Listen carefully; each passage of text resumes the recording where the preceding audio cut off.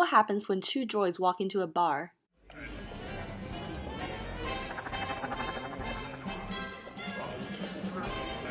Hey, we don't serve their kind here. What?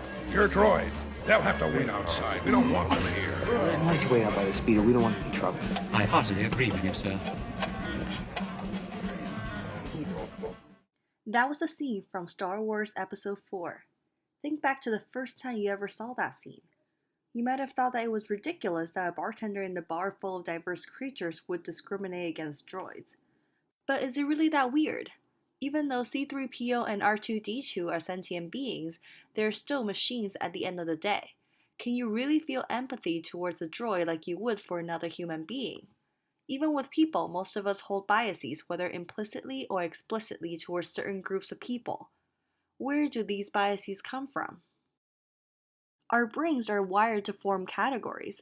Without that ability, the world will be a chaotic place. Forming categories and concepts is how we learn. However, most things in real life share overlapping features.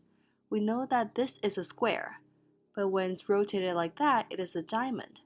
But what about all these other shapes that are slightly rotated? Are they squares or diamonds? Because we don't have other categories for these, we try to group them as squares or diamonds based on how similar they are to those already formed categories. But what happens when we do that with people?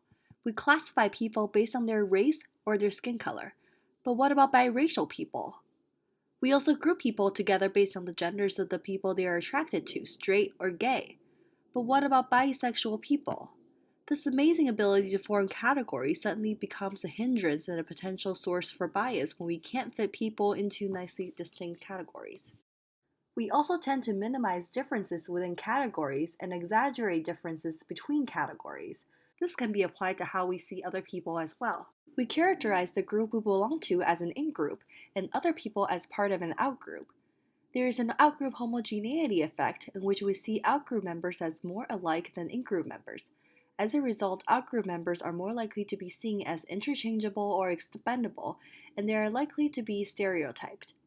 Additionally, we tend to make negative attributions for behavior of out-group members based on certain ideas we hold about the world. First, we tend to think the world is just and assume that people get what they deserve. We see this manifested insidiously in real life when poor people are blamed for being impoverished and women are blamed for being battered or raped. We also make fundamental attribution errors. That is when we tend to attribute other people's behavior to their own internal characteristics, even though sometimes it is clearly due to situational factors. Like saying poor people are poor because they are lazy and women are raped because they are dressed provocatively.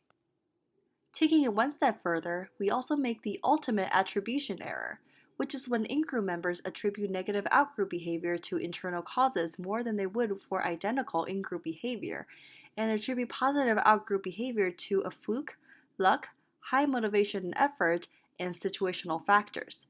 This double standard makes it virtually impossible for out-group members to break free of prejudice against them, because their positive actions are explained away while their failures and shortcomings are used against them. We also tend to show favoritism toward people in our in-groups. Studies have shown that even as people are divided into groups on the basis of very minimal information, they tend to see their own in-group as superior to other groups, and they will seek to maintain an advantage over other groups. One study even found that people prefer an in-group out-group award distribution of 7 to 1 points rather than 12 to 11 points to 9 members of their own group 5 points in order to maintain a high relative advantage over the out-group. At this point, you may be thinking, I'm not prejudiced, none of this applies to me. But that might not be entirely accurate. Bias does not only come in conscious form. There are a lot of implicit biases that even people in marginalized groups have towards themselves. One of the most popular methods for examining implicit biases is the implicit association test. It is a computerized test that measures how quickly people categorize various words and images. It is based on the fact that people would be quicker to associate things that they believe belong together and slower in things that appear unrelated to them. For example, most people may be quick to associate synonyms for intelligence like smart and brainy to the dual category of librarians or intelligence, and synonyms for violence like aggression and brutality to the dual category of both fighters or violence. But if you're asked whether smart and brainy relate to the dual category of librarians or violence, or to the dual category of bullfighters or intelligence, it will probably take you longer to match the smart and brainy with the category containing intelligence, because these dual categories contain elements that are not stereotypically related to each other. To examine racial stereotypes, for example, the test might replace librarians and bullfighters with whites and blacks. Faster responses to whites or intelligence and blacks or violence compared with whites or violence and blacks or intelligence could indicate the presence of an implicit stereotype. This is not to say that we are all terrible, prejudiced people, of course.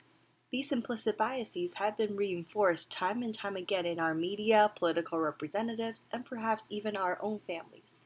These biases are what continually motivate our representatives to pass the same bias laws. Therefore, it is important to recognize them in ourselves and in our societies at large. Look at one of our presidential candidates, Donald Trump's racist rhetoric, for example. When Mexico sends its people, they're not sending their best. They're not sending you. They're not sending you. They're sending people that have lots of problems, and they're bringing those problems with us. They're bringing drugs, they're bringing crime, they're rapists, and some, I assume, are good people.